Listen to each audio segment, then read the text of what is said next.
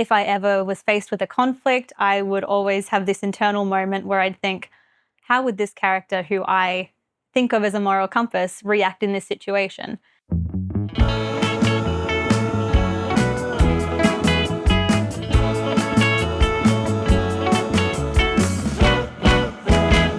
Hi, I'm Mikayla Bridge. I'm a YA fantasy author of the book of Flame and Fury. We're coming out with Macmillan in July 2025.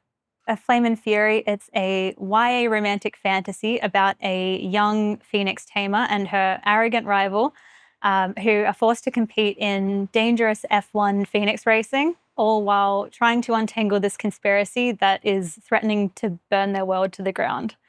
So there's lots of enemies to lovers romance, there's conspiracies and secrets and plot twists and high-paced action, everything that I love to read in fantasy. The main character is Kellen Vara. She's a young phoenix tamer, so she owns her phoenix Savita. She lives on a phoenix farm, which was so much fun to write, having grown up on a farm myself. And her rival is Coop, who is a very famous, well-known phoenix rider who loves the spotlight and the attention of the racing. And of course, they clash a little bit like flint and steel. And when they're forced to work together, it goes disastrously at first, and then, of course, very well, which neither of them is very happy about. Yes, this is my first book. It's my debut.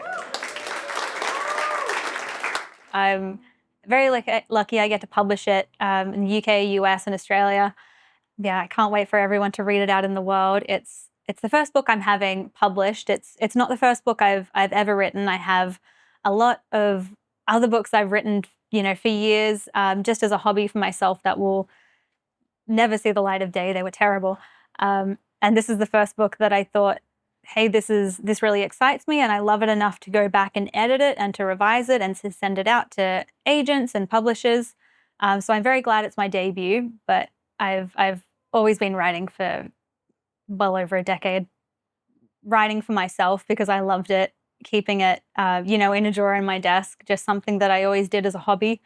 And then I went to a couple of author panels and kind of discovered through that you can get traditionally published from Australia. You don't need all of these networks and connections. And I just put it all out there and got very lucky. I wanted to write what I would have wanted to read growing up. And it started as just a fun exercise, a love letter to my younger self. And then as I dove into it, I realized how much responsibility there is when you're writing to a young adult audience. And you have a lot of power as an author when you're speaking to younger people. So I think it was very important to be very intentional with the messages I was putting in my book.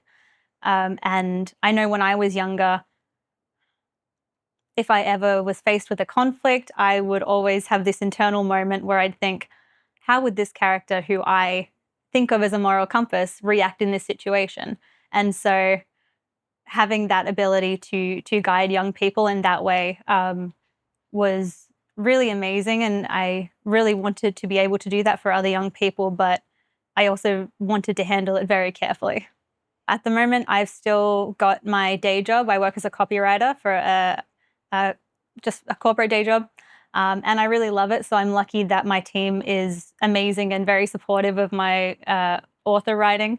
And they make my life very flexible, which is great. And so I managed to balance both of them, but we'll see how long I can manage that for. It's a lot to do, but I'm loving it at the moment.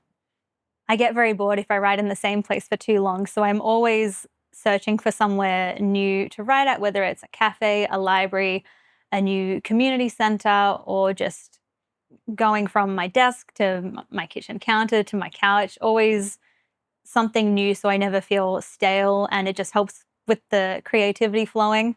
It is hard to fit it all in, but I've got an amazingly supportive partner who helps with all the housework and everything while I'm burrowed in a little drafting hole. Lots of caffeine, lots of anxiety, but no, I'm very lucky that I managed to fit it all in fairly well, just with a lot of support from people around me. Oh, who was your favorite teacher at school? Oh, that's a tough one. I had a lot of great teachers, which is really lucky. I'm gonna have to go back to my prep grade 1, grade 2 teacher, Mrs. Lappin. She was a family friend later on, so I knew her as well through my parents. But she was just always the person who said, or always checked in on, how are you going? She knew I enjoyed writing stories. How are you still doing this? What do you enjoy writing? Well before I had an agent or a publishing deal or anything, it was just something she was always so excited to hear about. And it was just the sweetest thing ever since I was little.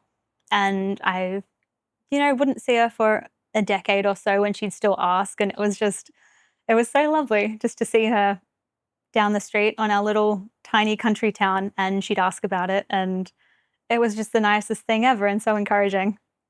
A good rule of writing is that, especially to a young adult audience, and I think it's timeless, but especially in 2025, readers are very smart, and you never want to condescend to them or patronize them or assume they're not going to pick up what you're putting down. So you have to be very intentional with the messaging and what you're writing, and assume that you're speaking to a very intelligent audience, no matter their age.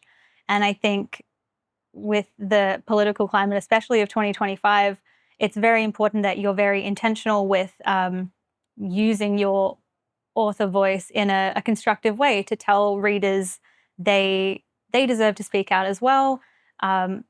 It's very clear what you believe about the messaging you're putting in your book, so they can decide whether to agree or disagree, or just it's very important that they are able to critically analyze the text.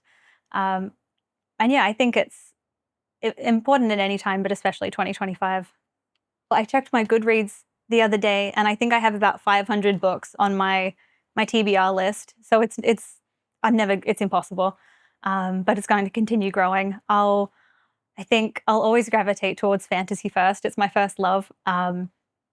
At the moment, I'm very lucky that a lot of my friends are also writers, so I always prioritize their books. Lots of adult fantasy, YA fantasy, contemporary fantasy. I'm very lucky that I'm all my favorite authors I've managed to con or into being friends with me. So I'm very lucky I can just sneak into their inbox and ask to read their latest book, and they're definitely my favorite books. There's so many different things you could speak to about how important fantasy is. I think it's an escape. It can be a guide when you're younger. It's a way to interpret everyday problems in new ways that speak to different people. And I think it's a lot easier to become self-aware about a problem you're facing if it's not speaking to you directly, if it's interpreted through a fantasy lens or a romance lens or something that isn't always obvious at a first glance, and it speaks to everyone in a different way, like all art does. And I think that's just the most amazing thing about fantasy. I did love all the classics growing up. Jane Austen, the Bronte sisters, Frankenstein, of course. I think one of the first series, the fantasy series I really got into was Philip Pullman's His Dark Materials, which is such a cliche, but it's just amazing. It was one of the first books that taught me to not just believe everything you read, but critically analyze and think for yourself. And I was just so amazed that he was able to create this incredible world of his own with characters and all of these amazing, unique concepts, while still very much grounding it in real world struggles and issues and themes. And it just kind of exploded in my mind. And there's definitely pieces of that inspiration in everything I write, I think. I get very bored very easily, so I'm always looking for something new to write next. I have, a lot of different ideas. I think my agent is very patient when I send him 20 pitches for the next book, and I just throw them at him and tell him to decide what I should write next. So at the moment, I'm working on my second contracted book. I'm very lucky I get to publish it with Macmillan as well. It's a same world standalone, so set in the same world as A Flame and Fury. I'm not 100% sure how much I can say yet, but I'm having so much fun writing it. I think if Of Flame and Fury is this ruthless, fiery, practical world, this new book is all about facades and glamour and guises and not always knowing what lies underneath it all. So it's a lot of similar themes and world building, but a very different set of characters. And I'm very excited for people to meet them. Thank you so much for having me. This is a lot of fun.